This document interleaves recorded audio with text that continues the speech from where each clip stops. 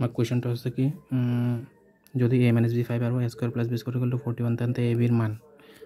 তো আমার দেওয়া আছে কি a - b ইকুয়াল টু 5 এটা আমার দেওয়া আছে তো আমি কি করিম হোল স্কয়ার করিম বোথ সাইড কি হবো দুই ফলে আমি হোল স্কয়ার করেছি তার মানে a - b হোল স্কয়ার কি হবো a square minus 2ab plus b square এফালে কি হবো 5 স্কয়ার কিমান হৈ যাব 25 তো এতে আমি কি করিম a square plus b square এক লগত লিখিম মাইনাস 2ab এক্সট্রা লিখিম ইকুয়াল টু 25 তো a square plus b square মান আমি কিমান পাইছো 40 a square plus b square মান কিমান পাইছো আমি 41 মাইনাস 2ab ইকুয়াল টু 25 তো কি হবো 41 25 টি ফেলে আহিলে কি হবো মাইনাস আর 2ab তো ইফালে গেলে প্লাস হৈ যাব তো এটো কিমান হবো 16 ইকুয়াল টু কি হবো 2ab নেক্সট কি হবো আমার 16 টু 2 তলত আহি যাব ইফালে থাকিব ab এই কিমান হবো 2 8 যা 16 তো মানে কি হবো 8 ইকুয়াল টু কি হবো ab তো মানে ab এর মান কিমান হবো ab ইকুয়াল টু 8 তো মানে ডি নাম্বার নেক্সট আমার কোয়েশ্চন আছে দুটা বর্গক্ষেত্র কৰ্ণৰ অনুপাত 2:3 ইহতৰ ক্ষেত্ৰফলৰ অনুপাত কিমান হ'ব ধরো দুটা বর্গ আছে এটো এটা ধরা বর্গ আর এটো এটা বর্গ দুটা বৰ্গৰ কইছে কৰ্ণৰ অনুপাত এটো এটা কৰ্ণ এটো এটা কৰ্ণ তে ধৰো কৰ্ণ কেইটা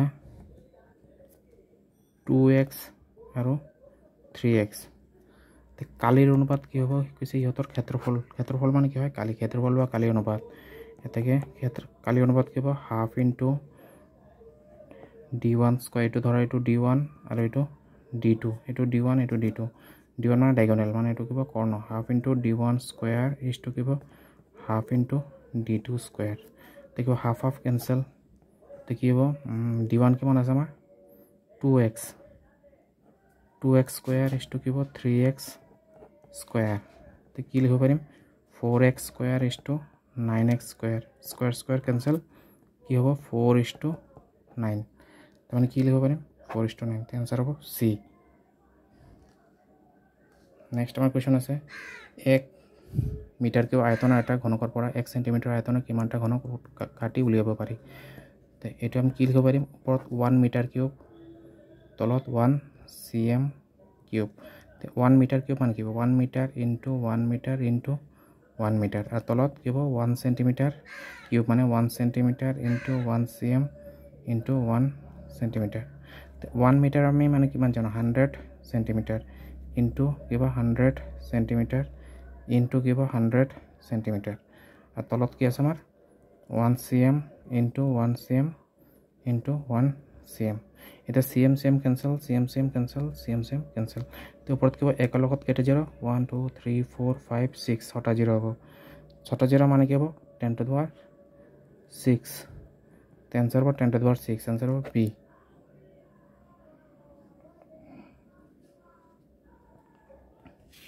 আমার নেক্সট কোশ্চেন আছে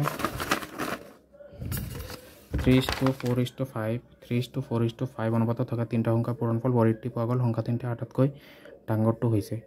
তে आंसर কি ধৰো সংখ্যা কেইটা কি হ'ব 3x, 4x আৰু 5x সংখ্যা তিনটাৰ পূৰণফল তাৰ মানে কি হ'ব 3x * 4x * 5x ইকুৱেল কি হ'ব 480 তাৰ মানে তিনটা পূৰণ কৰিলে কিমান হ'ব 3 4 যা 12 5 যা 60 60x কিউব ইকুৱেল কিমান হ'ব 480 তে আমাৰ x কিউব কিমান হ'ব x কিউব ইকুৱেল টু 480/60 তে কাটাকাটি কৰিলে কি হ'ব 8 যা 68 যা 4 x কিউব কিমান হ'ব 8 তাৰ মানে x কিউব 8 হলে x কিউব ইকুৱেল কি লিখিব পাৰিম 8 মানে 2 কিউব ক্যান্সেল তাৰ মানে কিমান হ'ব x ইকুৱেল টু 2 কৈছে সংখ্যা তিনটা আটাতকৈ ডাঙৰটো হৈছে আটাতকৈ ডাঙৰটো কোনটো হ'ব এতেকে কি হ'ব ডাঙৰটো কিমান হ'ব ডাঙৰটো আমাৰ কিমান আছে 5x তে কিমান হ'ব 5x তাৰ মানে কিমান হ'ব 5 * 2 তাৰ মানে কিমান হ'ব 10 তো নেক্সট আমাৰ কোৱেশ্চন আছে কোনো দুটা স্বাভাৱিক সংখ্যা 3:5 অনুপাত আছে আৰু এই সংখ্যা কেইটা পূৰণফল হৈছে 135 তে ধৰো সংখ্যা কেইটা কি হ'ব 3x আৰু 5x তে পূৰণফল কৰিলে কি হ'ব 3x * 5x ইকুৱেল কিমান হ'ব 135